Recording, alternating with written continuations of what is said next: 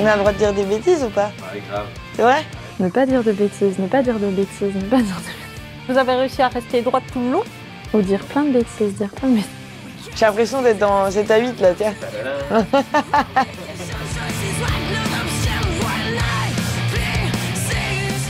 Le groupe s'est formé, toute origine du groupe, alors parce qu'il y a eu d'autres formations avant les Fallen Lilies, et donc le groupe s'est formé au collège, dans le garage des parents en fait. Avant les Fallen Lilies, on avait un autre groupe, on voulait monter quelque chose d'un peu plus violent que les Bumblebees qui étaient plus pop-rock, et c'est comme ça qu'on a monté après les Fallen Lilies, et qu'il nous fallait une quatrième personne. On a recruté Laura un peu plus tard sur la route, mais oui, c'est une histoire qui remonte au collège du coup. On a rencontré Laura pendant un concert à l'Atelier des Maules où elle jouait avec son ancien groupe. Moi, je la connaissais pas. Elle était au collège avec Ludivine et Hélène. On se côtoyait pas vraiment parce qu'on faisait pas partie des mêmes bandes.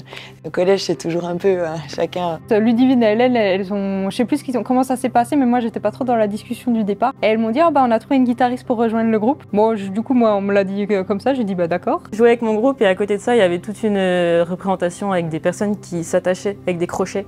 Donc dans le dos, puis ils se balançaient là au milieu. Et effectivement, elles m'ont vu, je me suis moi accrochée à un monsieur qui était accroché dans le dos. Et on se balançait en l'air comme ça, et elles se sont dit, c'est notre guitariste. C'est parti de là. Les premières expériences de répète, je me souviens qu'on avait commencé à écrire une chanson qui était Rock on Baby avec Ludivine et Hélène, donc avant que Laura arrive. Laura nous a pas mal aidé à la finir. Je suis venue ici, elle m'a montré un peu ce qu'elle faisait, est-ce que ça te chante, est-ce que ça te plaît, etc. Tu veux essayer? Mais ça s'est fait quand même hyper naturellement. Au final, je suis montée, j'ai commencé le premier morceau avec elles, qu'elles avaient déjà commencé en amont. Et ouais, très naturel en tout cas, ça s'est passé, le feeling est passé tout de suite. Puis c'est vrai que Laura, elle apportait vraiment en fait au groupe le truc qui nous manquait. On a toutes des influences hyper différentes au final. On aime le punk, on aime le hard rock, le metal. Du coup, on a fait tout un melting pot de ça et on a essayé de faire quelque chose qui nous ressemble un peu. Alors les étapes marquantes pendant les 10 ans, oui, il y en a eu. Il y a le premier concert qui a été forcément à l'Atelier des Maules. C'est notre deuxième maison, ça fait 15 ans qu'on est au Maule. C'est sentimental et on a connu Doudou qui n'est plus là aujourd'hui, mais dont ses cendres doivent être encore un peu sous la scène, donc il est un petit peu avec nous aussi. C'était une pièce hyper importante de l'atelier, un ami, un grand frère. Doudou, il a toujours, enfin je sais même pas s'il a manqué des répètes en fait. Il nous guidait un petit peu, il nous disait ça, faudrait faire ça, etc. Il a toujours été là pendant nos répètes jusqu'à son décès quoi.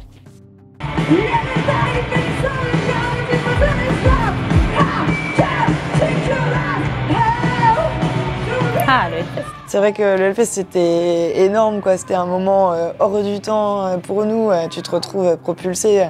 Pour moi un moment tellement stressant, tellement plein d'adrénaline que j'ai très peu de souvenirs en fait du moment sur scène. Un stress comme jamais on aura vécu de stress comme ça, on arrive à 10 h le matin, pété de trouille et c'est quelque chose. Même si à la fois on s'en souvient qu'à moitié de ce concert, c'était exceptionnel.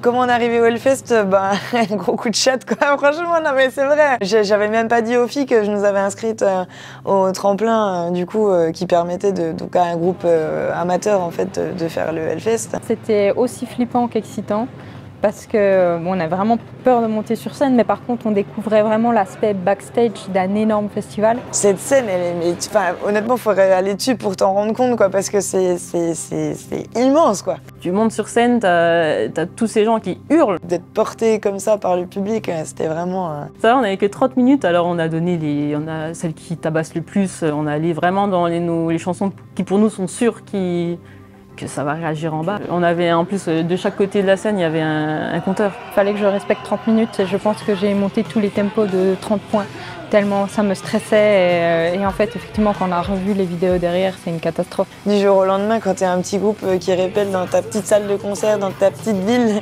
et que tu te retrouves sur une scène qui fait 40 mètres de large, devant je sais pas combien de personnes dans le public, c'est incroyable. C'est un de mes plus beau souvenir, je pense, dans notre vie de groupe, c'est ce moment juste avant de monter sur scène où on était vraiment toutes dans le même état, où on a vraiment su être en symbiose, on s'est mis à chanter une chanson qu'on adore.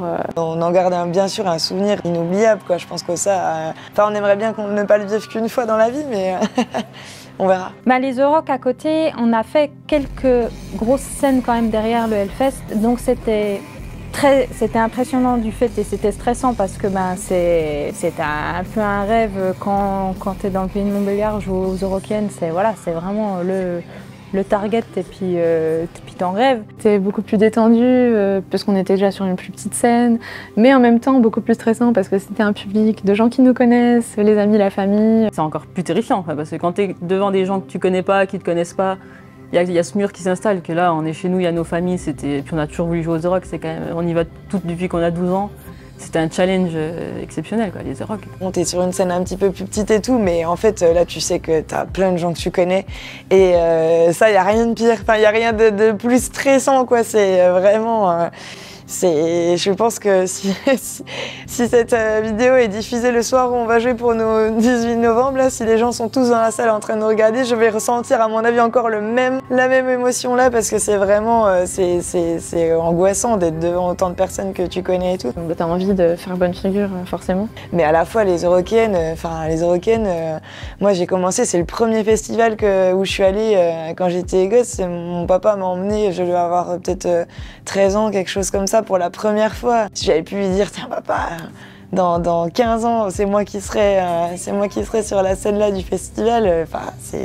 C'était énorme, quoi. C'est clair que c'était un rêve aussi, quoi. Je retiendrai le Wall of Death qu'on a fait au The Rock, qui était vraiment hyper réussi. Il y a beaucoup de monde qui s'est investi dedans. Et en plus, il pleuvait des cordes. Donc c'était un effet hyper intense pour nous de voir que les gens profitaient à fond alors qu'il pleuvait des cordes. Ouais.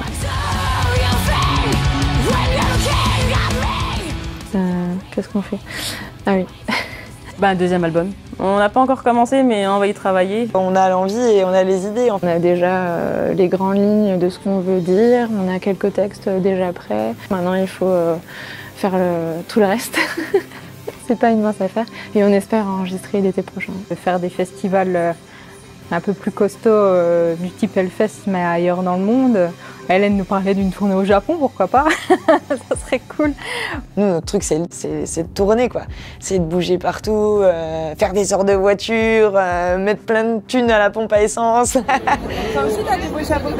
Tant qu'on est les 4 alignés sur le même lambda, on va continuer comme ça. Et c'est pas forcément évident parce que la vie fait que des fois ça peut bouger. Mais pour le moment, on a toujours été alignés là-dessus, donc on va en profiter.